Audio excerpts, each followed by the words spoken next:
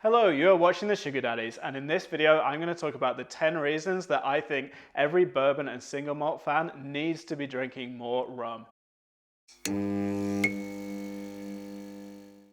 Before I get into the video properly though, I just want to take a quick moment to say that I don't think that whiskey is bad or that anybody who likes it is mistaken. In fact, for 10 years I more or less drank nothing but whiskey in terms of the alcohol that I was consuming. And still today, I'm a professional whiskey maker. So yeah, I love whiskey. I just think that there's a few compelling reasons that we need to broaden our minds as whiskey drinkers and try other spirits. And a couple of years ago, that led to me discovering rum. And it's such an amazing, varied category that I love so much. And yeah, that's what leads me here, to be honest, to making this video saying that I think you should give it a go as well. So I guess without further ado, here are my 10 reasons that I think you should drink more rum.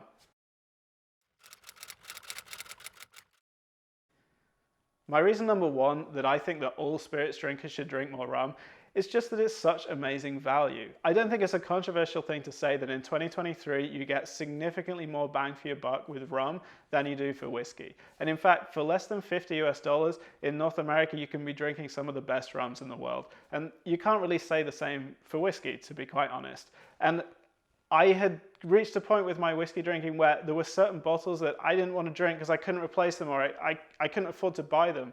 And that isn't really the case in rum. And you know, that's a really amazing thing. My reason number two that I think everybody needs to explore more about rum is its availability. If you're a bourbon or a single malt drinker, you're probably familiar with the fact that you can't always get hold of the bottles that you want. And in fact, there's certain mythical bottles that you will likely never see on a store shelf in your life. By comparison, with rum, you can walk into a good liquor store and buy pretty much anything you want at retail pricing, which is good for consumers. It's good for the industry because then more of that money actually makes it back to distillers and to distilleries to be able to invest it and create more amazing spirits. And yeah, it's a big issue in the whiskey industry for sure at the minute, and it's a compelling reason to try rum instead.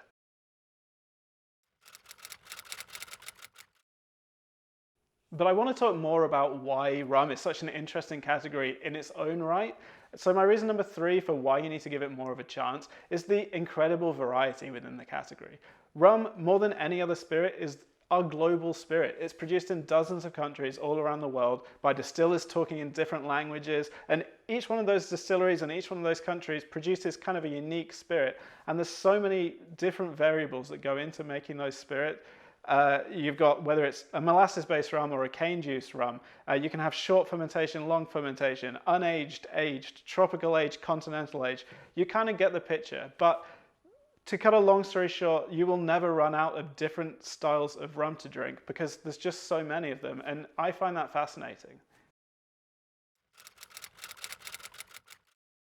That leads me to my next point of why I think rum is such an exciting category at the minute, which is just the almost unbelievable consumer choice that there is. Because not only do you have thousands of distilleries probably from dozens of countries producing many of their own branded products, but there's a huge history in the rum industry of independent bottling and blending.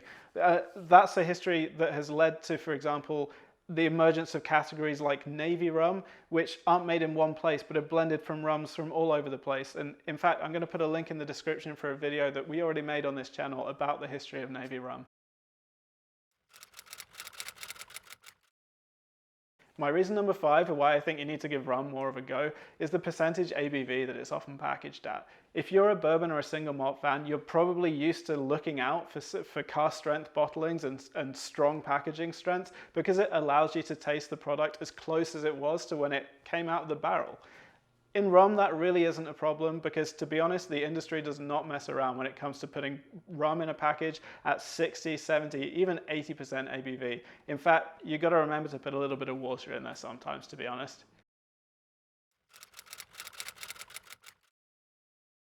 My sixth reason for thinking that rum is so awesome is the history behind it. Now, that's a history that's a few hundred years old, but what I find so interesting about rum is that it's very much a living history. And in fact, if you go into a lot of rum distilleries, you will see the same equipment that would have existed in any distillery 200-300 years ago. But in rum, it's still there.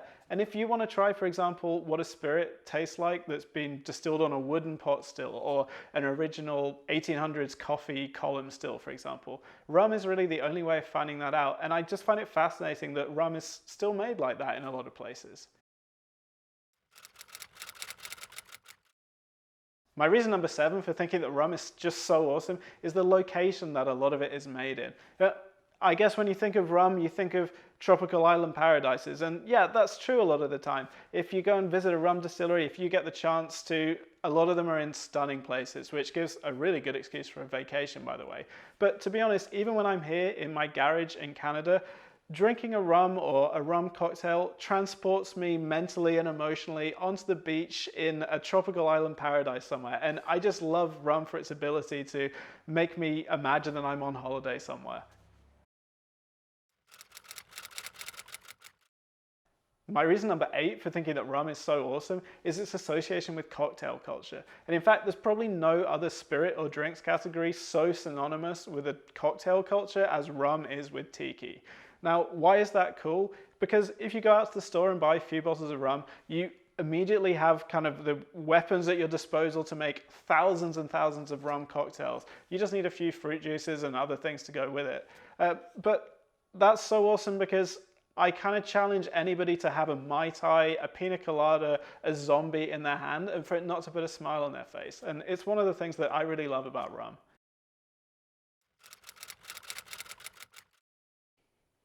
My 9th reason for finding rum so exciting is the community around rum and tiki culture. It's a super welcoming, super inclusive and diverse place that is full of people who will answer pretty much any question you have about the category.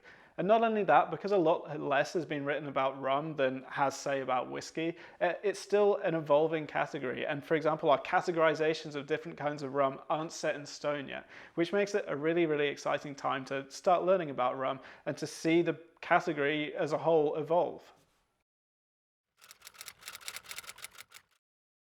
My 10th, final, and probably most important reason for loving rum so much is just this, that it's a fun category.